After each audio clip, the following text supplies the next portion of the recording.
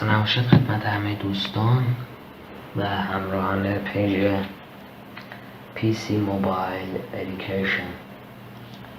دوستان، من با اولین آموزش خدمت شما هستم و میخوام این آموزش رو به نحوه ورود به واتساپ کامپیوتر که بعضی از دوستان شنیدن از دوست خودم مشکل دارن. برای این کار ما دو راه داریم. اولین راهش این هستش که نسخه واتساپ رو روی ویندوز یا سیستم مک خودمون نصب بکنیم و یا این رو از روی وب تحت وب انجام بدیم. خب من اول میخوام تحت وبش رو آموزش بدم. برای این کار ما به آخرین نسخه مرورگر کروم یا فایرفاکس نیاز داریم و یا بقیه مرورگرها که باید حتما آخرین نسخه باشن. من باز میکنم و در این قسمت کیبورد خودم رو انگلیسی میکنم و می‌نویسم واتس اپ وب WEB. یعنی دوستان این کلمه رو داخل قسمت مرورگر خودتون سرچ بکنید و بعد اینتر رو میزنم. خب برای من باز کرد.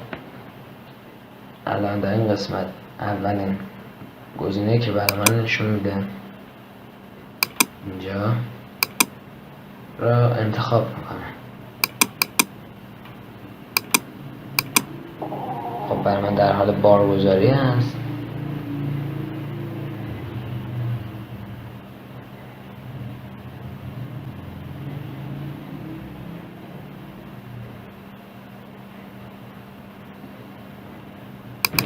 خب بله دوستان، وقتی شما وارد این واتساپ وب میشید اینجا این web.whatsapp.com و این قسمت این لوگوی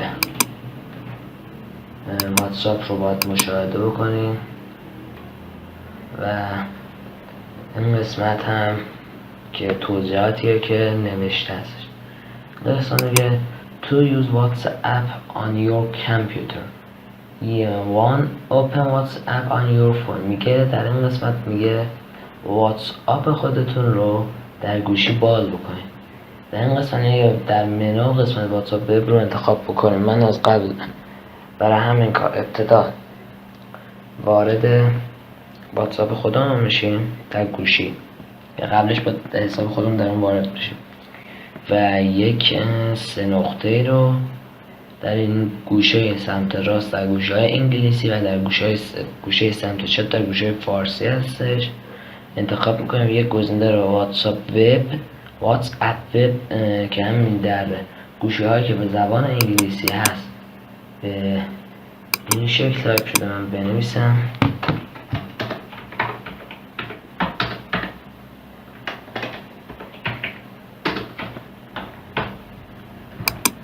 به این شکل تایپ شده در گوشه های انگلیسی و در گوشه های زبان فارسی هم به این شکل تایپ می شود.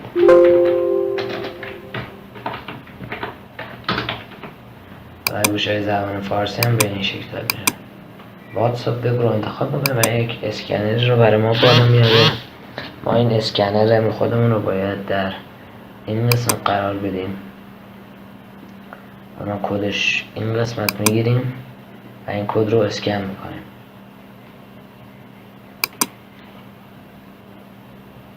پس از اسکن کردن کد میبینید که خودکار به داخل میره و تمامی اطلاعات ما رو بارگذاری میکنه. از قسمت هر چتری رو که خواستیم نگاه کنیم در این قسمت پیام های خودمون رو ارسال بکنیم. میتونیم اینجا نوتیفیکیشن یا همون اعلانات رو روشن بکنیم. حالا این آموزش نسخه تحت وبش بود.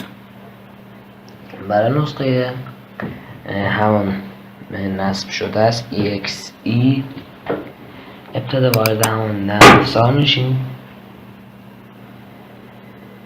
مجدد نشون بدم.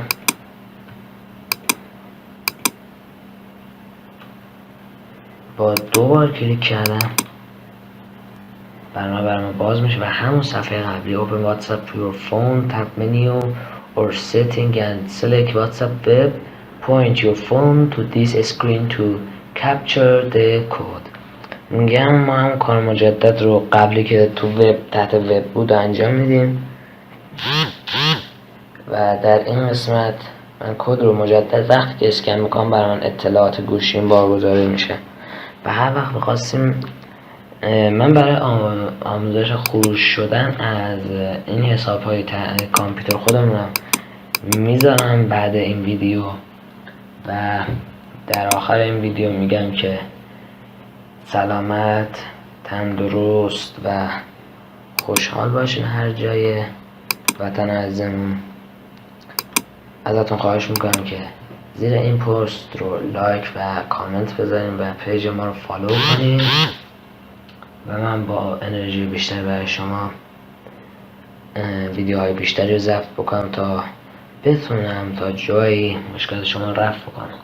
پس تا دیدار بعدی، خدا نگهدار.